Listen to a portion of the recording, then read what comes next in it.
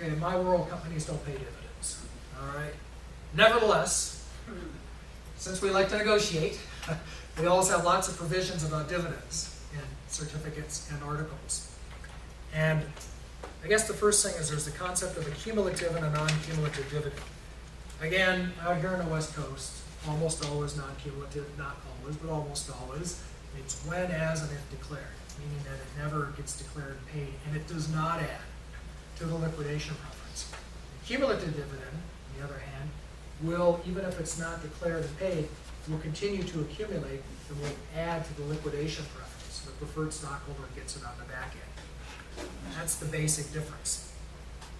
Typically, a negotiated provision, you'll see cumulative dividends in East Coast deals more than you'll see on the West Coast. The tax issue, of course, is how do we treat the payment of that cumulative dividend on liquidation? And there's very good authority, and a lot of people will take the position that it's subject to capital gains treatment and not treated as a dividend, just like any other proceeds from the sale of stock. That position is not certain by far, but it is a position that most people will take. Separately, but sort of similar is the idea of PIK dividends, right? PIK payments in kind on conversion. So if you have debt that pays in kind, or if you have preferred stock that pays in kind, on a preferred stock, probably cap gain, not interest, but on debt, almost, it is interest. And when it does convert and you have a payment in kind on conversion of debt, you're going to have interest income. But a lot of people will take the position that you won't have that result with preferred stock.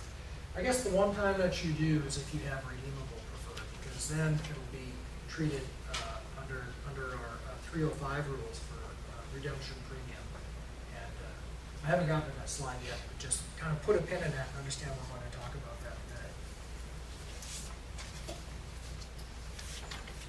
Protective provisions. So typically it's one share, one vote. And typically you'll find preferred stock voting on an as converted basis. So the preferred stock gets as many votes as the common into which it converts would get, right? Now, what did I do here? So, class voting.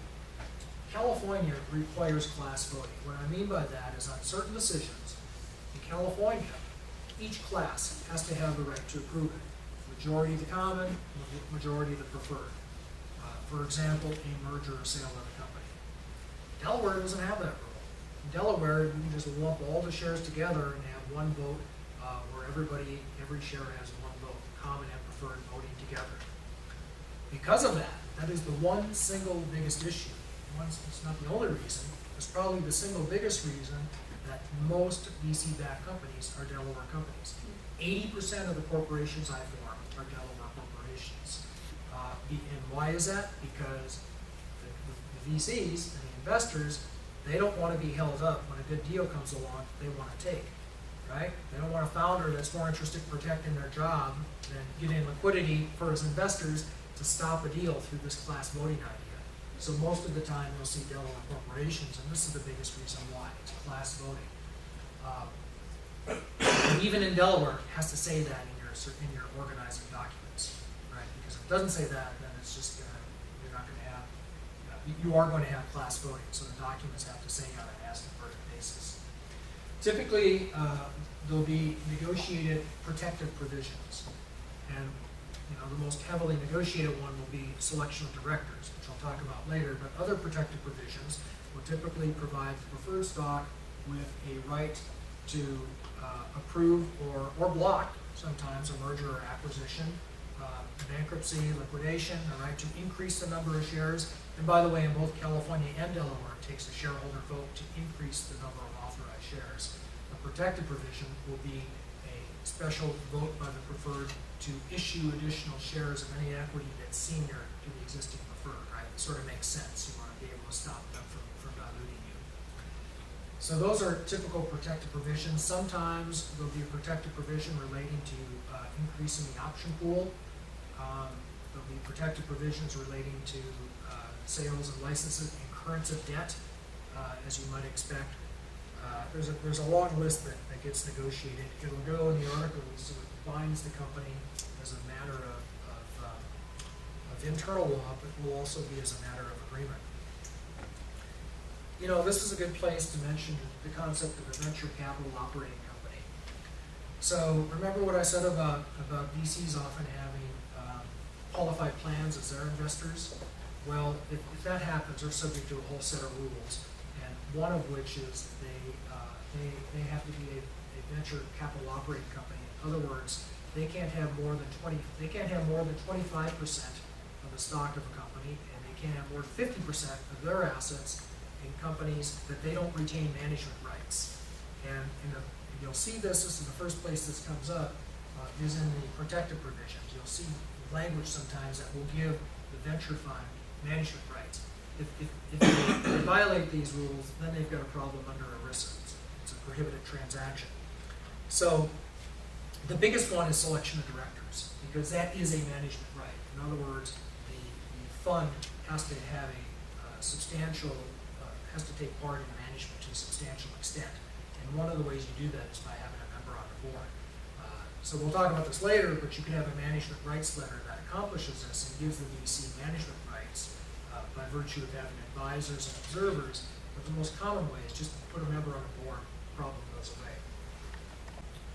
Anti-dilution. So I've listed three kinds. And what I mean by this is, suppose that the company issues preferred stock for $1 a share, things don't go so well, you know, a year later they do a down round. That never happens, right? Okay, so they do a down round. Now they have to issue stock at 50 cents a share. Well, full ratchet, which we hardly ever see, right? Somebody has to have extremely good negotiating power to get what they call full ratchet, or it has to be a troubled company. The full ratchet means it's a proportionate change. So in other words, it's as if the early investor got in at the later lower price. So you issued it to me for $1 a share. A year later, you issued those shares to somebody else for 50 cents. I want my shares for 50 cents. That's full ratchet anti-dilution. But we don't go back and change the old documents. What happens is, remember that conversion price I talked about? We changed the conversion price, right? So now their conversion price, remember if it was $1 a share, we started out with the conversion price of $1. A year later, they issued shares for 50 cents. Our conversion price under full ratchet is now 50 cents. It means we get twice as many shares. That's the mechanism, okay? Hardly ever do you see full ratchet. It's quite harsh on a company. And by the way, do the math, it comes out of the founder's hides, nobody else. It's the way it works out. Because the later investor is going to value as if everything's been converted. So what we see most often is a very watered down and rather weak anti-dilution provision called broad-based weighted average. And I won't torture you with the formula for coming up with that, but I will tell you that the distinguishing factor of broad-based weighted average anti-dilution is it treats all of the common stock at the time of the diluted event.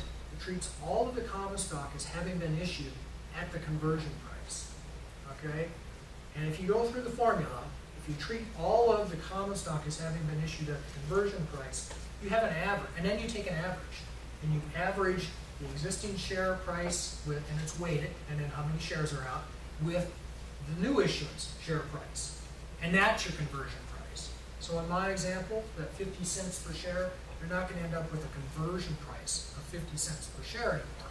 You're going to end up with a much higher one, because you're taking an average of the new price and the old price and assuming that all the common has been issued at the conversion price, which of course hasn't, because it's been issued at a tenth of that, right, at the common stock price. When you work through the formula, you'll find relatively modest adjustments, usually, for anti-dilution under broad-based weighted average. And by the way, that's weighted average. The reason we call it broad-based is because we include all the options issued or reserved under the plan in this calculation. So you can see it really waters the formula down. And like I say, if I have the materials, I can give you the formula if you want it. You can work through it. One thing almost everybody has a temptation the first time they see this to want to go in and kind of monkey with the formula and reword it and rewrite it. You know, just resist that temptation. You know, this is a formula. Everybody uses it. Everybody accepts it. Resist the temptation to fight with it. And it's complicated. That's my advice on that. Narrow-based weighted average applies the same concept, but we exclude convertibles. Okay, we exclude options and warrants and debt from that calculation. You know, there are a couple of other types of anti-dilution. There's one called market price. I don't think I've ever seen it, where basically the conversion price is the market price. You know, so and then there's one called book value, where the conversion price just gets book value, reduced to book value. I hardly ever see those. I almost always see broad-based, once in a while narrow, and every once in a while if it's a troubled company, full ratchet. Now, because it's such a hassle to go through the calculation, and you know, it's hardly worth the trouble, oftentimes we will just ask people to waive it. And the documents will often say, well, almost always will say, that a majority of the preferred stock can waive their anti-dilution protection, not only for them, but for everybody else in the preferred stock class, just so we can avoid having to go through this calculation.